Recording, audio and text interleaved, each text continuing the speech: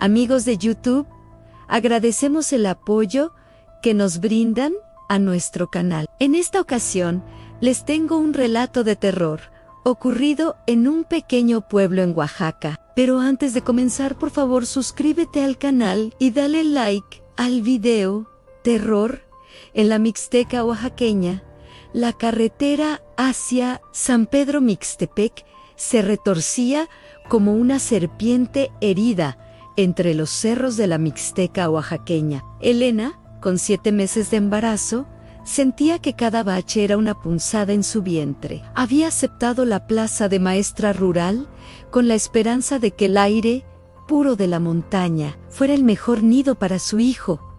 Pero en cuanto cruzó el arco de entrada del pueblo, el aire se sintió pesado, cargado de un olor a copal y tierra húmeda que no lograba disipar el calor sofocante. El pueblo era un puñado de casas de adobe que parecían brotar de la misma roca. Esa primera noche, el cuerpo de Elena dijo: basta. Quizás fue el estrés del viaje o el murmullo incesante de los grillos que sonaba como 1000 lenguas susurrando. Pero las contracciones llegaron antes de tiempo, violentas y definitivas. En la penumbra de su pequeña casa, asignada en el corazón de San Pedro Mixtepec, bajo la luz parpadeante de una vela, Elena dio a luz a un niño pequeño y pálido, ayudada por doña Inés, una anciana de manos callosas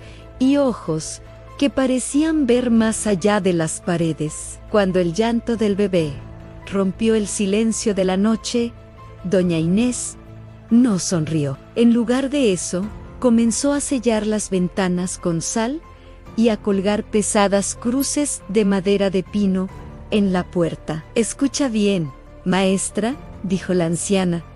Su voz era un crujido de hojas secas. En estas tierras de San Pedro, el primer aliento de un recién nacido es un faro en la oscuridad. Las de allá afuera, las que vuelan sin sombra, ya saben que el niño está aquí. Van a venir por su sangre, van a venir por su alma. No abras la puerta, aunque escuches mi voz, aunque escuches la voz de tu propia madre.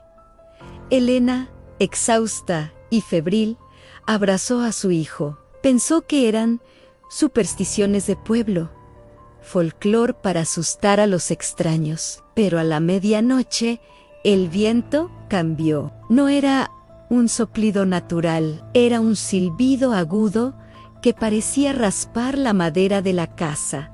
En el techo, escuchó pasos, pesados, lentos, como si algo con garras de metal estuviera buscando una fisura en las tejas de barro. De pronto, un golpe seco en la puerta. Elena, abre, soy el director de la escuela, traigo medicinas, dijo una voz idéntica a la del hombre que la había recibido esa tarde en la plaza de San Pedro Mixtepec.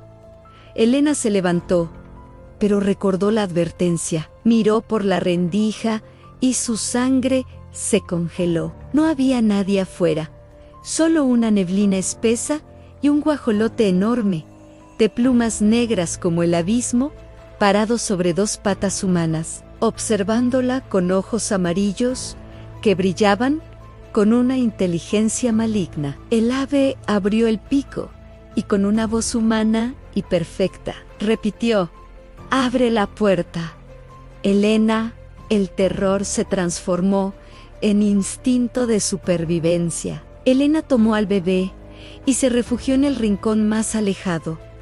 Durante horas, la casa fue sitiada. Escuchaba risas infantiles en las paredes, rasguños en las ventanas y el sonido de alguien llorando justo afuera de su habitación. La sal en el suelo comenzó a vibrar, como si la tierra misma estuviera aterrada. Hacia la madrugada, el silencio regresó. Elena, al borde del colapso, escuchó los pasos de doña Inés regresando. Ya pasó, Maestra, ya salió el sol. Déjame pasar para revisar al niño.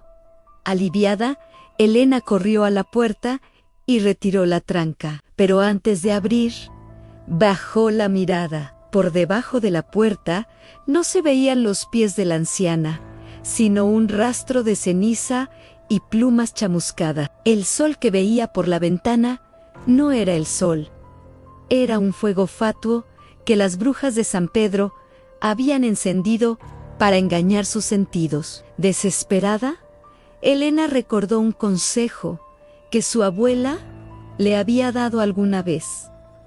Para engañar a la muerte, debes convertirte en sombra. En un acto de locura y amor, tomó el tizne del fogón y pintó una cruz negra en la frente del bebé y otra en su propio pecho. Se escondió debajo de las tablas del suelo, en el espacio húmedo y oscuro donde se guardaba el grano. La puerta de la casa voló en pedazos. Elena escuchó el entrar de pies pesados y el olor a carne podrida inundó el lugar. Escuchó cómo destrozaban su cama, cómo volcaban la cuna vacía. Las brujas gruñían, frustradas, con sonidos que no eran humanos ni animales. Una de ellas se detuvo justo encima de donde ella estaba escondida. El llanto del bebé comenzó a brotar.